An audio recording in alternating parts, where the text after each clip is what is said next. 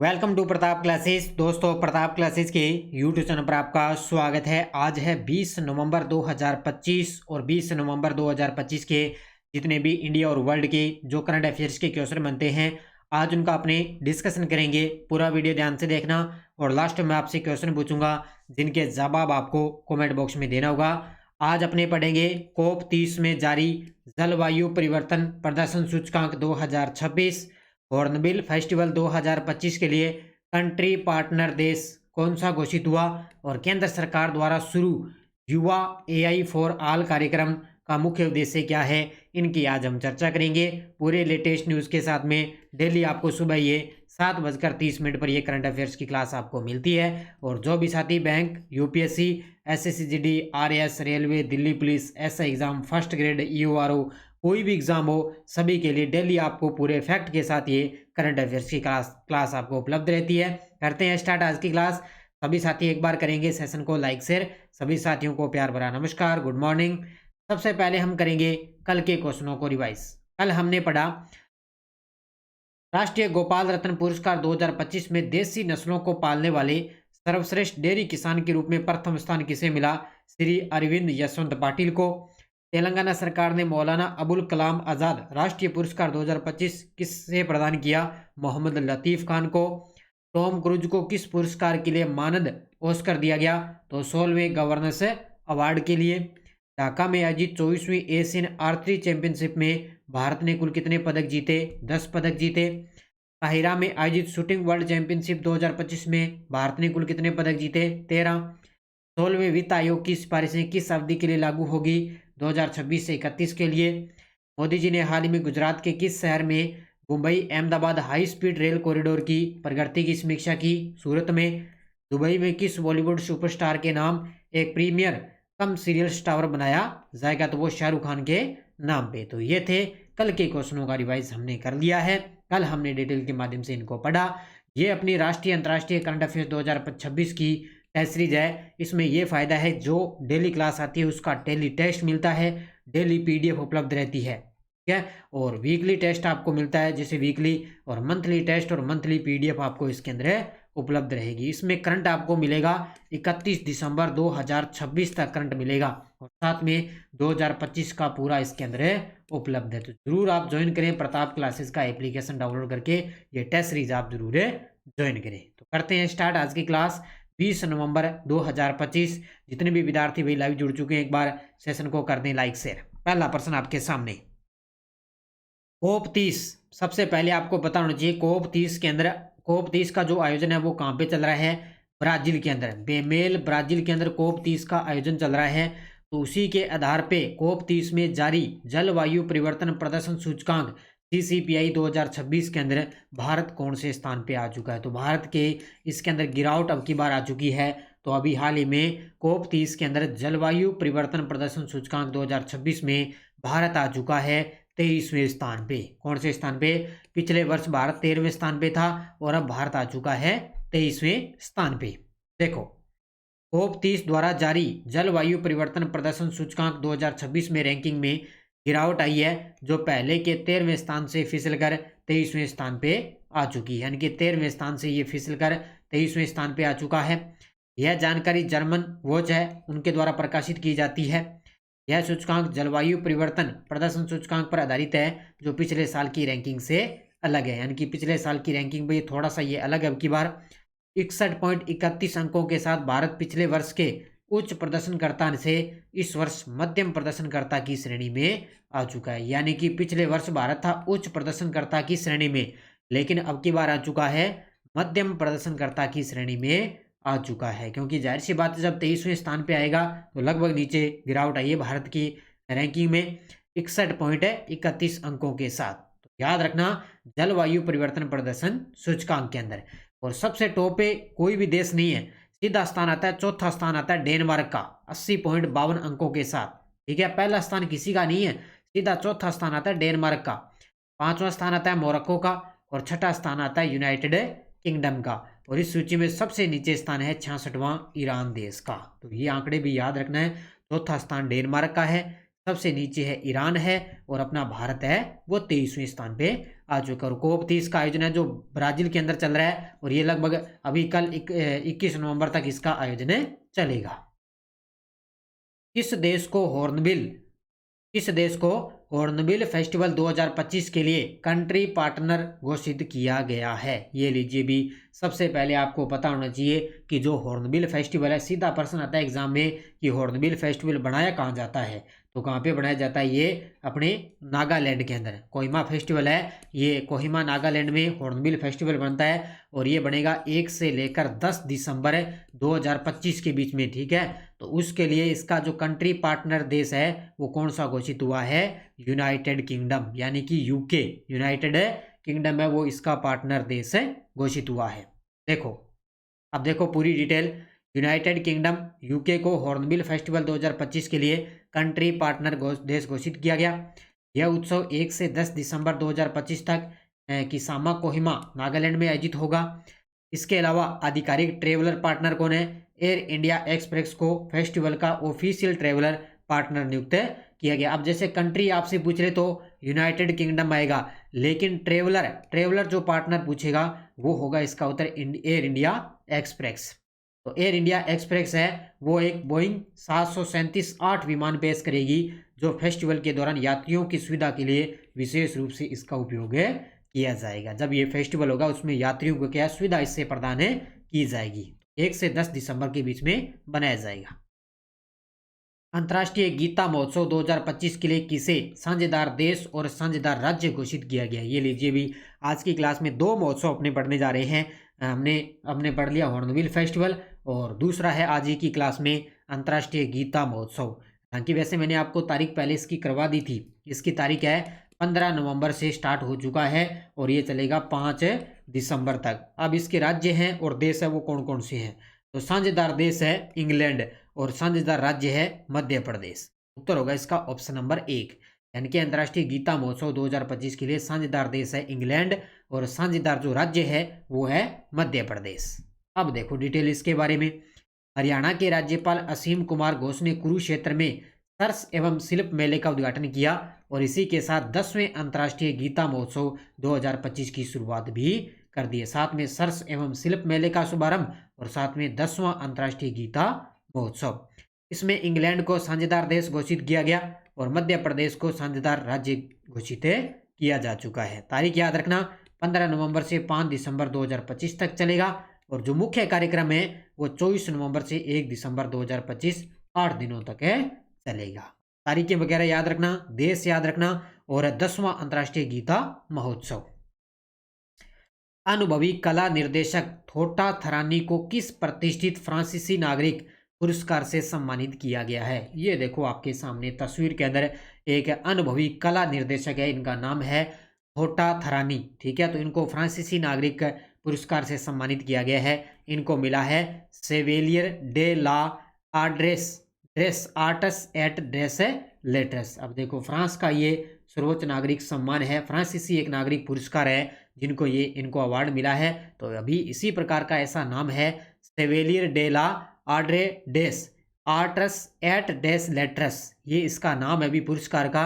ये अनुभवी कला निर्देशक थोटा थरानी को ये पुरस्कार मिला है, ठीक है। इसको बढ़िया तरीके से पढ़ लेना। तो अनुभवी कला निर्देशक थोटा थरानी को सेवेलियर डे ला आड्रेस डेस आर्टस एट डेस लेटर्स यानी कि night of the order of the arts and letters से सम्मानित किया गया। अब देखो 2 पुरस्कार हो गए। यह फ्रांसीसी नागरिक पुरस्कार है जो कला और साहित्य के क्षेत्र में विशेष योगदान के लिए प्रदान किया जाता है। तो कला और साहित्य के क्षेत्र में यह अवार्ड मिलता है।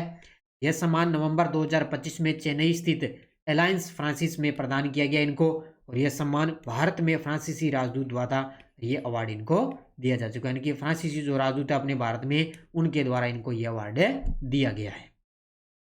2025 में टीवीएस मोटर कंपनी के चेयरमैन अमेरिटस वेणु श्रीनिवासन को गुणवत्ता प्रबंधन में उत्कृष्ट नेतृत्व के लिए CII क्वालिटी रत्न पुरस्कार किसे दिया गया है? यानी कि किससे दिया गया है, किस संगठन के द्वारा दिया गया, किस संस्था के द्वारा इनको ये अवार्ड दिया गया? तो ये दिया गया है भारतीय उद्योग परिसंघ द्वारा। अब नाम से पता चला है, देखो CII यानी कि क्वालिटी रत्न पुरस्कार 2025 ये भारतीय उद्योग परिसंघ द्वारा टीवीएस मोटर कंपनी के चेयरमैन है वेणु श्रीनिवासन को ये अवार्ड मिला है। तो कौन सा? क्वालिटी रत्न पुरस्कार 2025। ठीक है। तो गुणवत्ता प्रबंधन में उत्कृष्ट नेतृत्व की मान्यता के रूप में टीवीएस मोटर कंपनी के चेयरमैन अमेरिटस वेणु श्रीनिवास को सीआईआई क्वालिटी रत्न पुरस्कार 2025 से सम्मानित किया गया। यह 18 नवंबर 2025 को कोलकाता में आयोजित 33वें सीआईआई एक्सीलेंस समिट के अंदर इनको यह अवार्ड दिया जा चुका था। कोलकाता के अंदर आयोजित हुआ था 33वां सीआईआई एक्सीलेंस समिट के अंदर यह पुरस्कार इनको दिया गया है।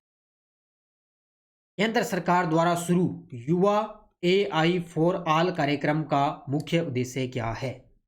तो हाल ही में केंद्र सरकार के द्वारा एक कार्यक्रम शुरू किया गया है जिसका नाम है युवा AI फॉर ऑल कार्यक्रम। इसका मुख्य उद्देश्य है युवा पीढ़ी को AI के बारे में जागरूक करना और इसे सुलभ बनाना। ये इसका टारगेट है, क्योंकि आजकल सिस्टम आपको बताइए, देखो तस्वीर में AI का सिस्टम है, डिजिटल रूप का जमाना है, तो सब कुछ AI से काम होने लगा है। केंद्र सरकार के द्वारा कार्यक्रम शुरू किया गया युवा AI फॉर ऑल, जिसमें युवा पीढ़ी को AI के बारे में जागरूक करना और इसे सुलभ बनाना, यानी कि जो आज की जो युवा पीढ़ी है उनको धीरे धीरे AI के बारे में पूरी जानकारी देना। तो पाठ्यक्रम का नाम है ये युवा AI फॉर ऑल, मुफ्त राष्ट्रीय ऑनलाइन पाठ्यक्रम है जो भारत सरकार ने इसको लॉन्च किया है। ये एक राष्ट्रीय ऑनलाइन पाठ्यक्रम है, ये ध्यान रखना, भारत सरकार ने लॉन्च किया। इलेक्ट्रॉनिक्स और सूचना प्रौद्योगिकी मंत्रालय, यह पाठ्यक्रम भारत सरकार के इंडियन मिशन के तहत इसको शुरू किया गया। तो इलेक्ट्रॉनिक और सूचना प्रौद्योगिकी मंत्रालय द्वारा इसको शुरू किया गया। उद्देश्य कृत्रिम बुद्धिमत्ता AI को जन जन तक पहुंचाना, डिजिटल सशक्तिकरण को बढ़ावा देना, और इसमें इसका लक्ष्य है 1 करोड़ भारतीय नागरिकों को बुनियादी AI कौशल सिखाना, यानी कि 1 करोड़ जो भारतीय नागरिक है उनको AI के बारे में जानकारी उपलब्ध करवाना। तो ये एक राष्ट्रीय ऑनलाइन पाठ्यक्रम लॉन्च किया गया है युवा AI for all. US world university sustainability rankings 2026 के अनुसार दुनिया का सबसे टिकाऊ विश्वविद्यालय कौन सा बना है? ये लीजिए भी US वर्ल्ड यूनिवर्सिटी रैंकिंग आई है 2026 की। तो इसके अंदर सबसे टॉप पे देखें तो दुनिया का सबसे टॉप पे यूनिवर्सिटी है वो है कौन सी? लुंड विश्वविद्यालय स्वीडन की। कौन सी है? स्वीडन की है लुंड विश्वविद्यालय, जो सबसे टॉप पे रही है। अब भारतीय संस्थाओं की बात करें तो भारतीय संस्था वो टॉप 200 के अंदर भी शामिल नहीं है, यानी कि वैसे अपने बात करें तो दिल्ली वैसे तो भारत के अंदर सबसे टॉप पे है, लेकिन दिल्ली का स्थान भी टॉप 200 के अंदर नहीं आया है। सबसे टॉप पे है लुंड विश्वविद्यालय स्वीडन की। ठीक है। हालांकि इस प्रकार की कम ही चांस होते हैं, एग्जाम में प्रश्न आते हैं, लेकिन हमें अच्छे तरीके से उनको थोड़ा थोड़ा ध्यान में रखना है। तो स्वीडन के लुंड विश्वविद्यालय को US world universities sustainability rankings 2026 में दुनिया का सबसे टिकाऊ विश्वविद्यालय घोषित किया गया। इससे पहले यूनिवर्सिटी ऑफ टोरंटो ने 2024 और 25 दोनों वर्षों में पहला स्थान प्राप्त किया था। इससे पहले कौन चलती थी? यूनिवर्सिटी ऑफ टोरंटो, ये सबसे टॉप पे चलती थी। इस रैंकिंग में एक भी भारतीय संस्थान टॉप 200 के अंदर जगह नहीं बना सका, और Indian institute of technology Delhi Bharat में नंबर 1 है, लेकिन वह भी वैश्विक टॉप 200 में जगह बनाने में सक्षम सका है। क्या है? अब दिल्ली भी वैसे भारत के अंदर दिल्ली टॉप पे आती है, लेकिन दिल्ली का भी टॉप 200 के अंदर स्थान नहीं है। कोडेक्स एलिमेंटियर्स कमीशन के 48वें सत्र में किस देश को एशिया क्षेत्र के लिए कोडेक्स एग्जीक्यूटिव कमेटी में सर्वसहमति में पुनः चुना गया है? तो कोडेक्स एलिमेंटेरियंस कमीशन के 48वां सत्र चल रहा है, जहां पे क्या है, एशिया क्षेत्र के लिए कोडेक्स एग्जीक्यूटिव कमेटी में सर्वसहमति से पुनः किसको चुना गया? तो ये चुना गया अपने देश भारत को। तो अपने देश भारत को इसके अंदर दोबारा चुना गया है। ठीक है। देखो, पुनः चुनाव, भारत को एशिया क्षेत्र के लिए कोडेक्स एग्जीक्यूटिव कमेटी में सर्वसहमति से पुनः चुना गया।